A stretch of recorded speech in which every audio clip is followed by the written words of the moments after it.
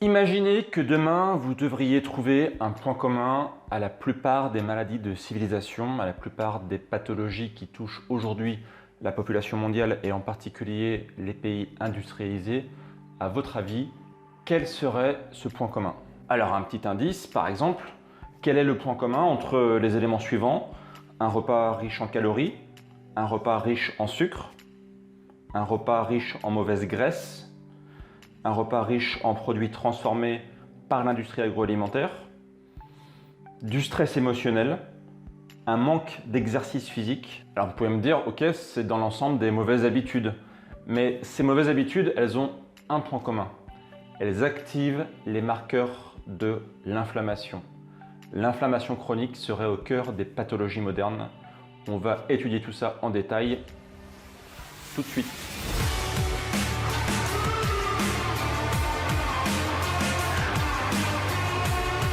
Si vous n'êtes pas encore abonné à la chaîne YouTube de Mimove, pensez à vous abonner. Je publie 3 vidéos par semaine, le lundi, le mercredi et le vendredi.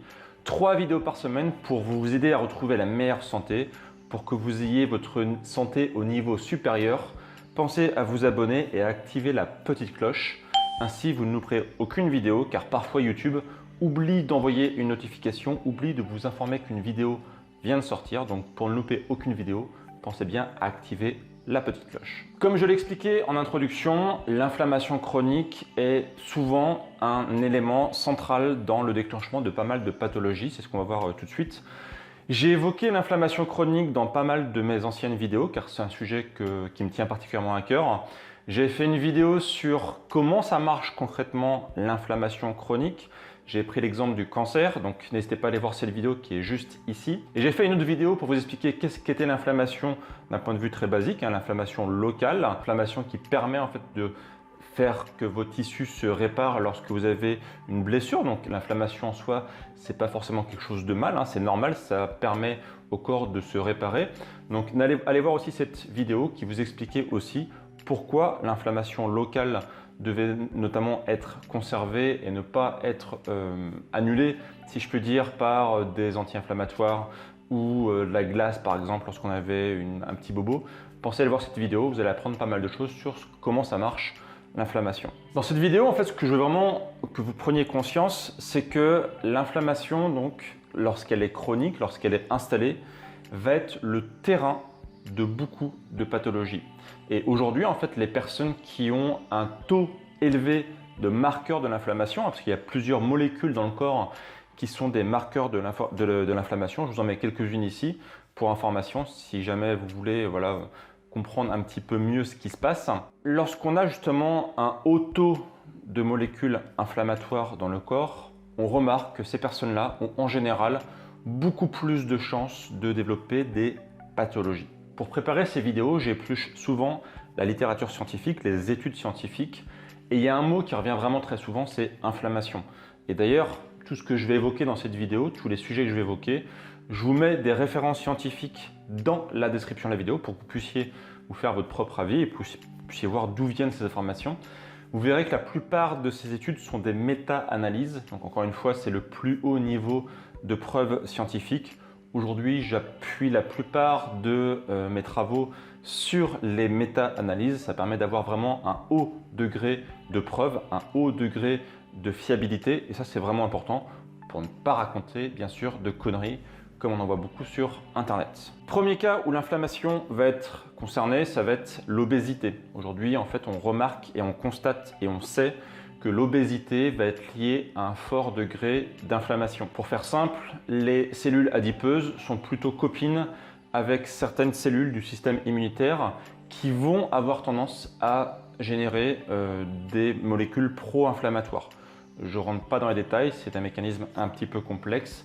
Peut-être qu'un jour je ferai une vidéo dédiée sur le sujet, mais il faut savoir que quand on a un haut niveau de masse grasse dans le corps, on va avoir derrière un haut niveau d'inflammation. Or, ça peut être vu à la fois comme l'origine de l'inflammation, mais aussi le nid d'autres pathologies. Autrement dit, le fait d'avoir une masse grasse importante, ça va générer d'autres pathologies. De la même façon, on a remarqué que des personnes qui avaient un haut taux de CRP, donc on appelle les protéines C réactives, qui sont donc des marqueurs de l'inflammation, avaient beaucoup plus de chances de développer un diabète, de générer une résistance à l'insuline. Donc j'en parle très souvent sur cette chaîne, vous savez que la résistance à l'insuline est une des grandes pathologies modernes, qui est là aussi un précurseur d'autres pathologies comme justement le diabète. Et le diabète en tant que tel va aussi être un précurseur à beaucoup d'autres pathologies. Donc en fait, vous voyez que c'est un véritable effet cascade. On part d'une inflammation qui derrière va générer d'autres pathologies.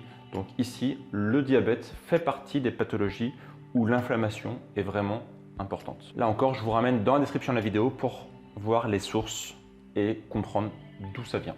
Troisième pathologie qui est très liée à l'inflammation, ça va être le cancer. Donc là encore une fois, j'ai fait une vidéo complète sur le sujet, n'hésitez pas à aller la voir, qui vous expliquait que les cellules cancéreuses naissaient en général là où l'inflammation était importante.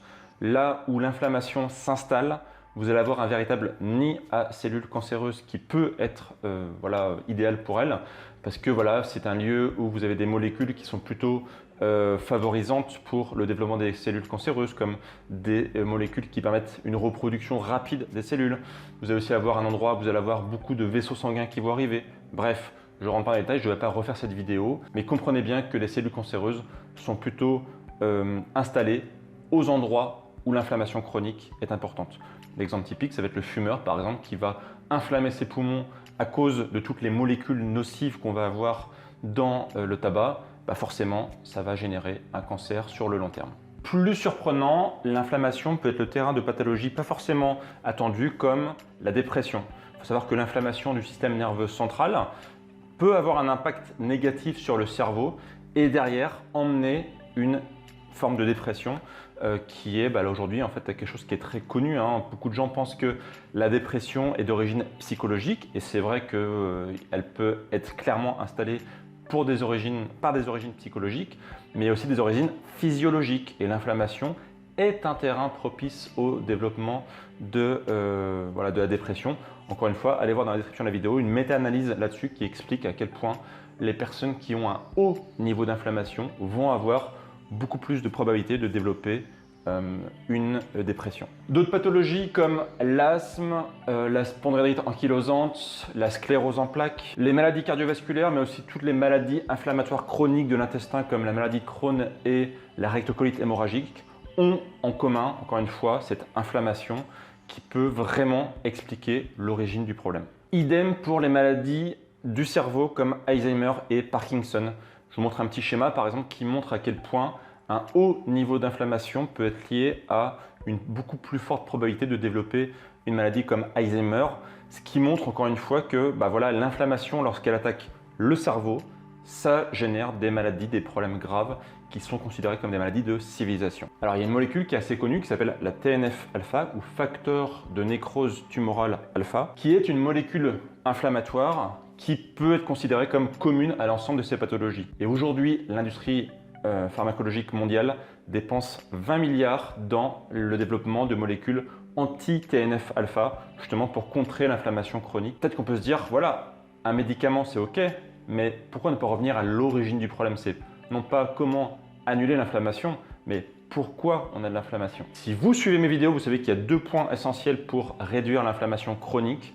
Premièrement, l'équilibre des acides gras essentiels, oméga 6, oméga 3, notamment rééquilibrer les oméga 6 en les diminuant et augmenter la consommation d'oméga 3. C'est hyper important puisque les oméga 6 sont des précurseurs de molécules pro-inflammatoires. Et deuxièmement, réduire l'alimentation sucrée, l'alimentation qui contient des aliments à IG élevé. Lorsque vous consommez des aliments à IG élevé, vous augmentez brutalement votre glycémie et avoir beaucoup de glucose dans le sang, ça génère beaucoup de problèmes pour le corps. Vous allez avoir une augmentation de l'inflammation chronique dès que vous allez avoir des produits, une glycémie élevée. Ça va aussi engendrer ce qu'on appelle des AGE, des produits de la glycation avancée. Plus vous avez de glucose dans le sang, plus le glucose va réagir avec des protéines pour former donc ces fameux AGE.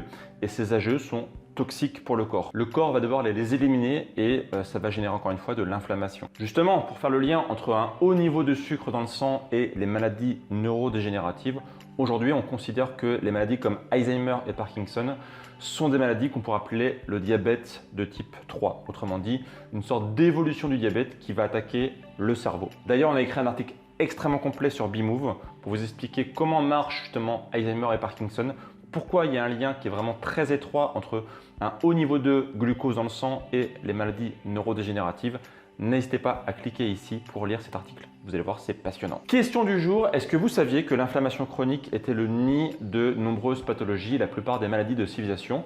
Dites-moi ça en commentaire, ça m'intéresse. Pensez à vous abonner à la chaîne YouTube de BeMove pour ne louper aucune future vidéo. Et si ça vous intéresse, je vous mets une vidéo complémentaire justement juste en dessous. N'hésitez pas à la regarder. Et moi, je vous dis à très bientôt pour de prochaines vidéos. Et d'ici là, bien sûr, prenez soin de vous. Ciao!